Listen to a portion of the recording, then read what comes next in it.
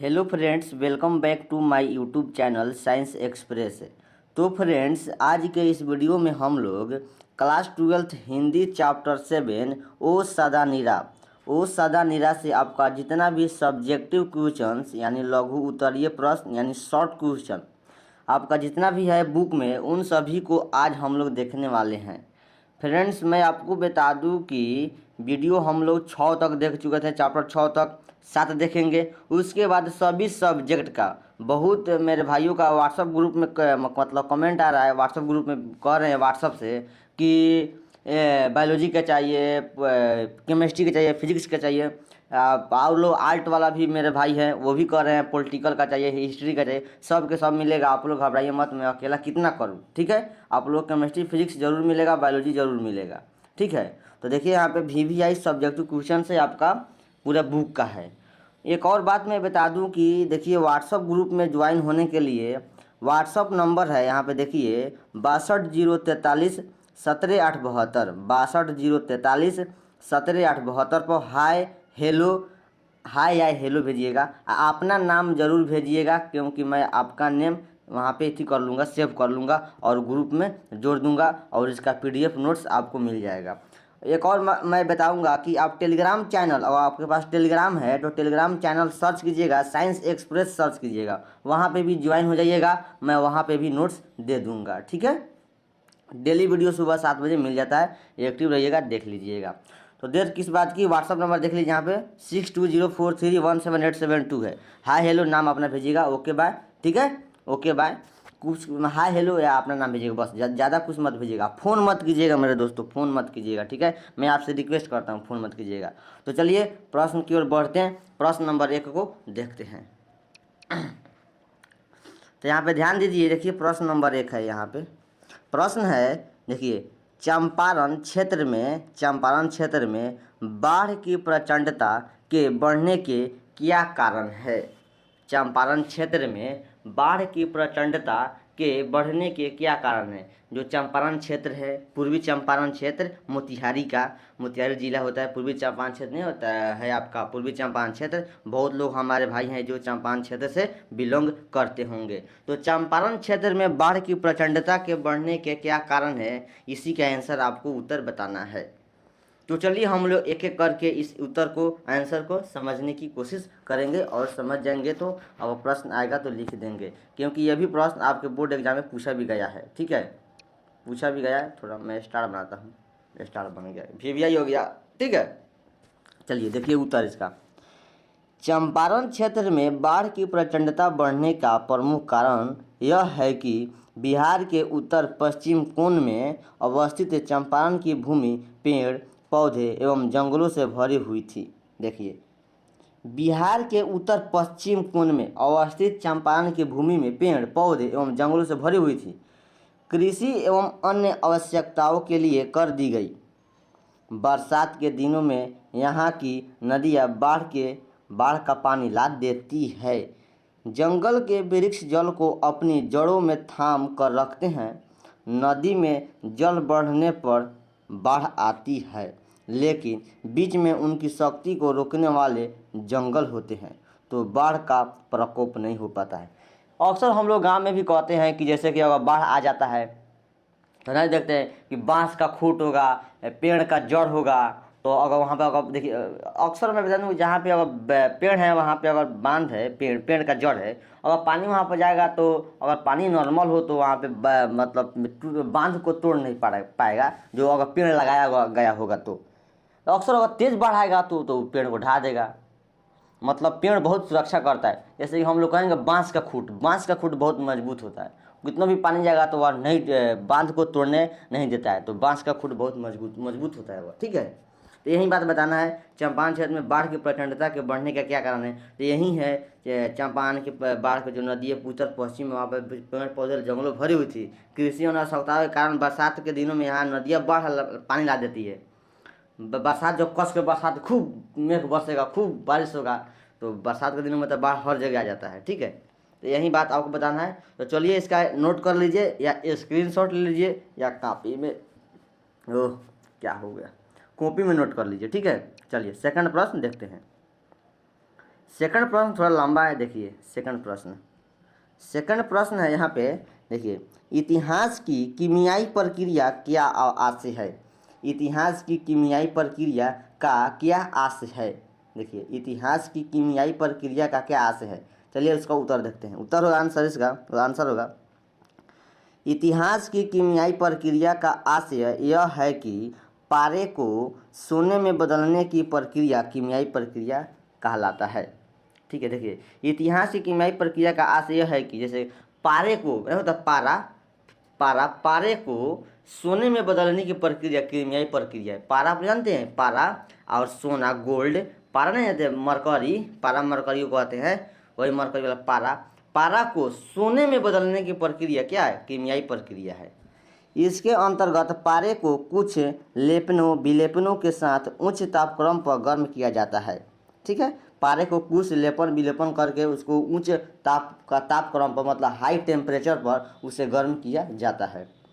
इतिहास की कीमियाई प्रक्रिया के तहत एक प्रदेश के लोग जब दूसरे क्षेत्र में जाकर बस जाते हैं तो इसे इतिहास की कीमियाई प्रक्रिया कहते हैं। देखिए यहाँ पे जो आप देख रहे हैं यहाँ से यहाँ तक ऊपर, यहाँ से ऊपर, वह एक इसका परिभाषा हो गया, इतिहास की कीमियाई प्रक्रिया का परिभाषा हो गया। फिर आप नीचे देख रहे हैं एक और, यहाँ से ऊपर एक और परिभाषा है। इतिहास की कीमियाई प्रक्रिया के तहत एक प्रदेश के लोग जब दूसरे क्षेत्र में जाकर बस जाते हैं तो इसे इतिहास की कीमियाई प्रक्रिया भी कहते हैं। ठीक है, एक एग्जाम्पल, एक परिभाषा यह हो गया, एक परिभाषा आपका ऊपर वाला हो गया। स्क्रीनशॉट ले सकते हैं, तब हम चिल्का परिभाषा को समझते हैं। देखिए चलिए यहाँ से देख लेते हैं। अब देखिए निचिल का परिभाषा हम लोग देखते हैं। ओह ये क्या हो गया, देखिए निचिल का परिभाषा देखिए, यहाँ तो हम देख चुके थे। देखिए यहाँ पे यहाँ 12वीं सदी से लगभग 300 वर्ष तक कर्नाटक वंश का राज्य था। प्रथम राजा नान्यदेव चालुक्य निप्रति सोमेश्वर पुत्र विक्रमादित्य के सेनापति नेपाल और मिथिला के विजय यात्रा पर आए और फिर यहीं बस गए। इस तरह सुदूर दक्षिण का रक्त और संस्कृति इस प्रदेश की निधि बने। देखिए यहाँ पे हो गया, वहाँ पे कोई जाकर बस गया था। जैसे यहाँ पे इतिहास की कीमियाई प्रक्रिया उस देश को कहते हैं जब दूसरे देश के लोग दूसरे देश में जाकर बस जाते हैं, कोई भी क्षेत्र के लोग किसी भी क्षेत्र में जाकर बस जाते हैं, उसे इतिहास की कीमियाई प्रक्रिया कहते हैं। तो आप एग्जाम्पल देख लिए यहाँ पे कौन कौन थे। ठीक है, देखिए नीचे का स्टेप देखिए, चंपारण की धरती के निवासी भी प्राचीन और नवीन के मिश्रण है। हारू और ढंग और जाति है, यहाँ आकर बस यही है इतिहास की कीमियाई प्रक्रिया। ठीक है, यहीं आपको बात कुछ लिख देना है, आपको आंसर 2 नंबर 3 नंबर में कोई नहीं रोक सकता है और इतना लिख देते हैं तो। ठीक है, चलिए स्क्रीनशॉट ले सकते हैं। यहाँ पे मैं नीचे कर देता हूँ, देख लीजिए आगे। यहाँ सबसे पहले यहाँ पे ले लीजिए, उसके बाद यहाँ पे ले लीजिए। ठीक है, उसके बाद 3 नंबर प्रश्न देखिए। 3 नंबर प्रश्न है यहाँ पे, देखिए धांगड़ शब्द का धांगड़ ये क्या हो रहा है, धांगड़ शब्द का क्या अर्थ है। देखिए धांगड़ शब्द का क्या अर्थ है, इसका आंसर लिखना है कि धांगड़ शब्द क्या है। देखिए उत्तर क्या होगा। उस सदा निरा पाठ के आधार पर कहा जाता है कि धांगड़ 18वीं शताब्दी के अंत में नील की खेती के सिलसिले में चंपारण लाए गए थे। देखिए धांगड़ शब्द का अर्थ जब 18वीं शताब्दी के अंत में जब आप चंपारण की धरती पर पूर्वी चंपारण की खेती के लिए जब अंग्रेजों ने नील की खेती करवा रहे थे तो उसी समय खेती के सिलसिले चंपारण में लाए गए थे। यह जाति वहाँ की आदिवासी जातियों को ओराव, मुंडा, लोहार इत्यादि के वंशज हैं। देखिए इनके लोकगीत 200 वर्ष पूर्व महाप्रस्थान की कथा बिखरी पड़ी है। जब नील की खेती में काम करने के लिए अंग्रेज साहब तथा रामनगर के तत्कालीन राजा इन्हें लाए और उसके बाद अनेक वर्षों तक इन्हें लगभग गुलाम का जीवन बिताना पड़ा। एक काफ़ी बलिष्ठ एवं मेहनती होते हैं। आपस में धांगड़ मिश्रित और देखिए मिश्रित और ये क्या हो गया, मिश्रित और आगे क्या है, देखिए मिश्रित और ओराव भाषा में बात करते हैं। और दूसरों के साथ भोजपुरी या मधेसी भाषा में बात करते हैं। धांगड़ों का आदिवासी नृत्य अत्यंत मनोहारी होता है। धांगड़ों का जो आदिवासी नृत्य यानी डांस था, नाचने का नृत्य मतलब डांस, नृत्य करने का कला था, वो अत्यंत मनोहारी था। जो धांगर्स लोग था, धांगड़ आदिवासी लोग था, बहुत अच्छा डांस करते थे तो उन लोगों का नृत्य अत्यंत मनोहारी था। ठीक है, तो इसका उत्तर लिख लीजिएगा मेरे भाइयों लाडलो, यहाँ पे स्क्रीनशॉट ले सकते हैं यहाँ पे, और इसका भी ले सकते हैं। चलिए 4 नंबर प्रश्न को देखते हैं। 4 नंबर प्रश्न आपके सामने है। देखिए प्रश्न है, अंग्रेज नीलहे किसानों पर क्या अत्याचार करते थे? अंग्रेज नीलहे किसानों पर क्या अत्याचार करते थे? कहने का बात यह हुआ कि पूर्वी चंपारण की धरती पर जब अंग्रेजों ने नील की खेती के लिए करवा रहे थे, तो वहाँ पे जो अत्याचार कर रहे थे किसानों पर, किसान पर जो अत्याचार कर रहे थे, नहीं कि नहीं आपको नील की खेती करना होगा, तो अंग्रेज ने किसान पर कैसा अत्याचार करते थे वही बात आपको यहाँ पे बता देना है। तो चलिए आगे हम लोग देखते हैं। उत्तर लिखिएगा, बेतिया राज्य के जमींदारी में अंग्रेज ठेकेदार बन गए। बेतिया राज्य के जमींदारी में अंग्रेज ठेकेदार बन गए और 19वीं सदी में नील की खेती का विस्तार किया। नील से ही उन दिनों रंग बनते थे। नील से क्या बनते थे? रंग बनते थे। और इसलिए नील की पाश्चात्य देशों में बहुत मांग थी। नील की खेती का मतलब नील जो होता था ना, उसका बहुत मांग था। लाखों की संपदा अंग्रेज ठेकेदार के हाथ लगी, किंतु रैयत का कोई लाभ नहीं हुआ। बेतिया राज्य से बहुत कम अदायगी पर हजारों एकड़ जमीन इन गोरे ठेकेदार ने ले ली। ठेठ देहात में उनकी भव्य कोठियाँ खड़ी हो गई। किसानों से ज़बरदस्ती नील की खेती कराई गई और देखिए 20 कट्ठा ज़मीन में 3 कट्ठा नील की खेती के लिए हर किसान को रखना लाजिमी था। आप लोग, मैं बताता हूँ, 20 कट्ठा खेत में आपको 3 कट्ठा खेत में नील की खेती करना अति आवश्यक है। मैं आपसे पूछता हूँ, 3 कठिया होता है, 3 कठिया क्या है? 3 कठिया क्या है? अरे भाई 3 कठिया वही है कि 20 कट्ठा जमीन में 3 कट्ठा, 3 कट्ठा 20 कट्ठा में 3 कट्ठा नील की खेती करना 3 कठिया कहलाता है। तो अब आपसे प्रश्न पूछते हैं कि 3 कठिया क्या होता है, तो यही मारिएगा 3 कठिया किसानों के लिए जो 20 कट्ठा अंग्रेजों ने 20 कट्ठा खेत में ज़मीन में 3 कट्ठा में नील की खेती करना आवश्यक था, वह जरूर करवाते थे। मारते थे, पीटते थे, क्या करते थे, अगर नहीं करने पर वह सजा भी देते थे। तो 20 कट्ठा ज़मीन में 3 कट्ठा खेत की खेती करना अति आवश्यक था, उसी को 3 कठिया व्यवस्था, 3 कठिया खेती कहते हैं। ठीक है, तो आप लोग बना लीजिएगा मेरे लाडलो मेरे भाइयों, यहाँ पे देख लीजिए, स्क्रीनशॉट ले लीजिए या नोट कर लीजिए, कॉपी में लिख लीजिए। चलिए आगे बढ़ते हैं। अगला प्रश्न 5 नंबर देखिए, मैं नज़दीक आ चुका हूँ, लास्ट आप लोग कुछ प्रश्न नज़दीक आ चुके हैं, घबराइए मत, जाइएगा मत। लास्ट प्रश्न हम लोग देखेंगे, 2 3 4 प्रश्न और है। देखिए 5 नंबर देखिए, गंगा पर पुल बनाने में अंग्रेजों ने क्यों दिलचस्पी नहीं ली? देखिए गंगा नदी पर जो पुल बना था उस समय अंग्रेज ने दिलचस्पी क्यों नहीं ली? क्यों नहीं दिलचस्पी ली? जब गंगा पुल बन रहा था तो अंग्रेज ने दिलचस्पी क्यों नहीं ली, इसी के बारे में बताना है। तो उत्तर लिखिएगा। देखिए, चंपारण में नीले गोरे किसानों का शोषण और अन्य अत्याचार करते थे। देखिए चंपारण में जब नील की खेती हो रहा था तो किसानों का शोषण और अन्य अत्याचार करते थे, मारते थे, पीटते थे, गाली देते थे, उसको सजा देते थे। कौन देते थे? अंग्रेज ने देते थे। दक्षिण बिहार के बाद विचारों का असर चंपारण में देर से पहुँचे, इसलिए गंगा पर पुल बनाने की स्कीम में तत्कालीन शासन ने कोई दिलचस्पी नहीं दिखाई और वर्षों तक चंपारण में गोरे लोगों का राज ब्रिटिश साम्राज्य की छत्र छाया में पनपता रहा। देख लीजिए अंग्रेज़ों ने कैसे हमारे देश को बर्बाद किया, कैसे हमारे देश को, किसानों को शोषण किया, दुख दिया, दर्द पहुंचाया। हम लोग उस समय होते थे ना, फाड़ देते अंग्रेज लोगों के।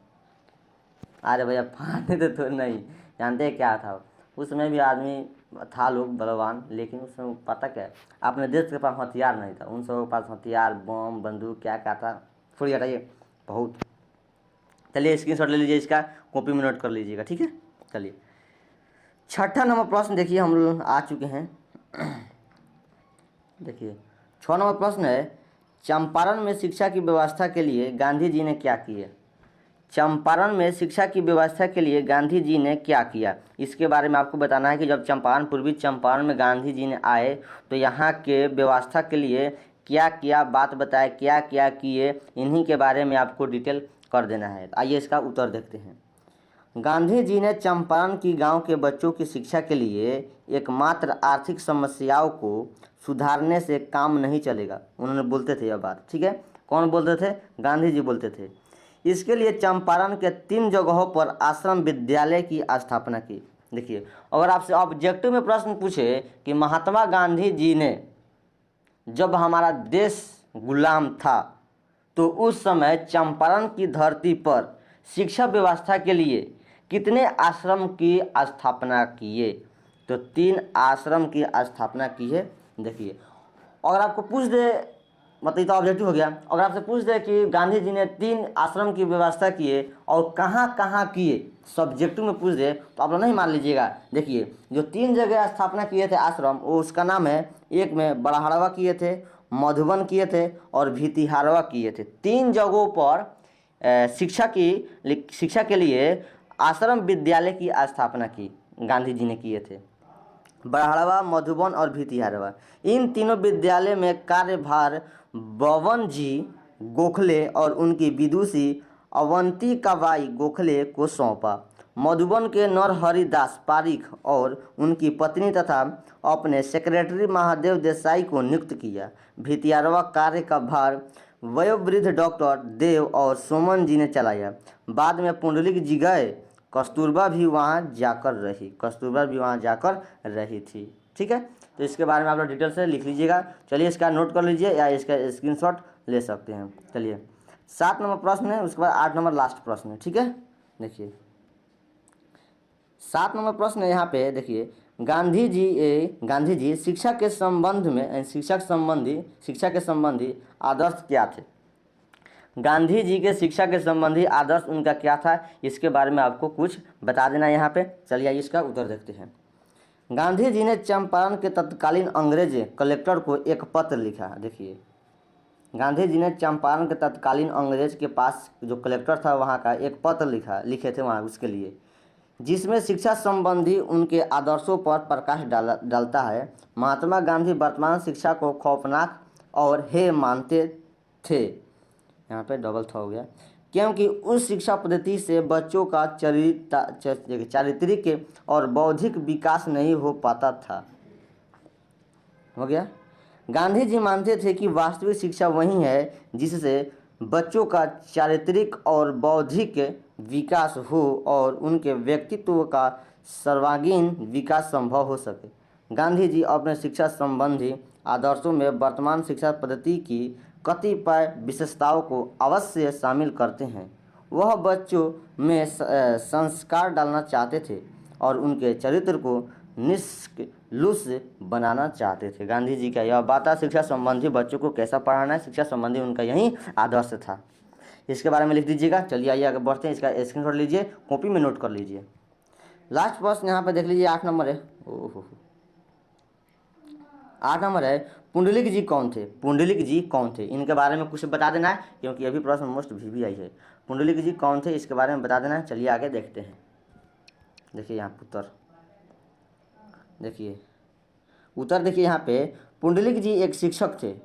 सन 1917 में पुंडलिक जी को गांधी जी ने बेलगांव से बुलाया।